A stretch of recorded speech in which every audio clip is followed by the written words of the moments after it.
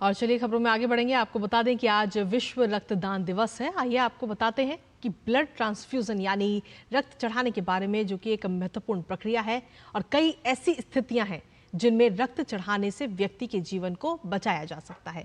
क्यों आवश्यक है रक्तदान करना, स्वैच्छिक रक्तदान की क्या उपयोगिता है और कैसे होती है रक्तदान की प्रक्रिया, ये देखते हैं इस रिपोर्ट के जरिए। हर वर्ष 14 जून को मनाया जाता है विश्व रक्तदाता दिवस।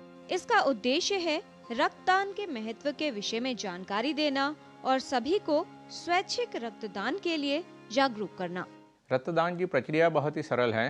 हम जब भी आप किसी भी रक्तदान केंद्र में आते हैं तो हम आपका बेसिक रजिस्ट्रेशन करते हैं, उसके बाद आपकी हेल्थ चेक करते हैं, आपसे कुछ सवाल पूछते हैं, उसके बाद फिर आपसे रक्त लिया जाता है।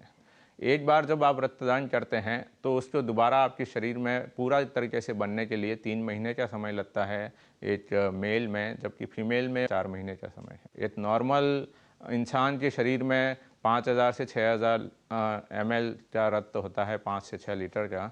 उसमें से 350 या 450 ml रक्त निकलता है, तो उस पर कोई दिक्कत नहीं होती। रक्त हमारे शरीर में उपस्थित जीवनदायी तरल पदार्थ है जो जीवन का आधार है। रक्त मानव शरीर के लिए आवश्यक है।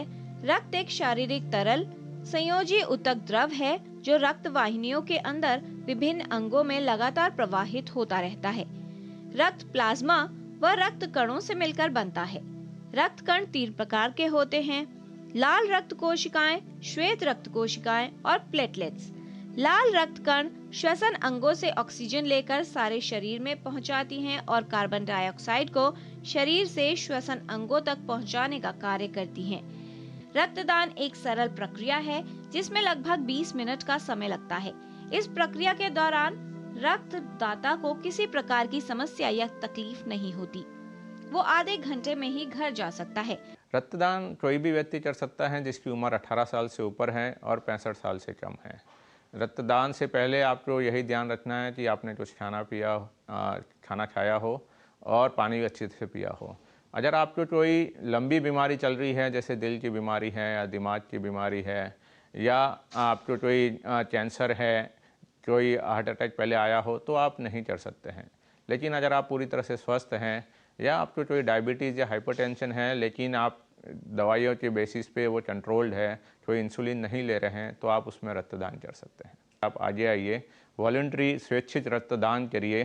स्वेच्छित रक्तदान बहुत ही सुरक्षित रक्तदान होता है, उससे आप करिए, उससे आपको कोई दिक्कत नहीं होगी और उससे जो हमारे मरीज हैं उनको जो कंटिन्यूसली आपके रक्त के बेसिस पे ही जिंदा रह सकते हैं, जिनको रेगुलर ब्लड ट्रांसफ्यूजन की ज़रूरत होती है, जैसे thalassaemia, sickle cell anaemia patient, तो उनके लिए उनकी रिक्वायरमेंट पूरी की जा सकती है। खून की मात्रा डोनर के सरप्लस ब्लड से ली जाती है जो 21 दिन में दोबारा बन जाता है। हर स्वस्थ व्यक्ति 3 महीने में एक बार रक्तदान कर सकता है। 1 यूनिट रक्त में 4 लोगों की जिंदगियों को बचाया जा सकता है। आपके द्वारा किया गया रक्तदान कई जिंदगियों को बचा सकता है। रक्तदान अवश्य करें। किरण भारद्वाज, डीडी न्यूज।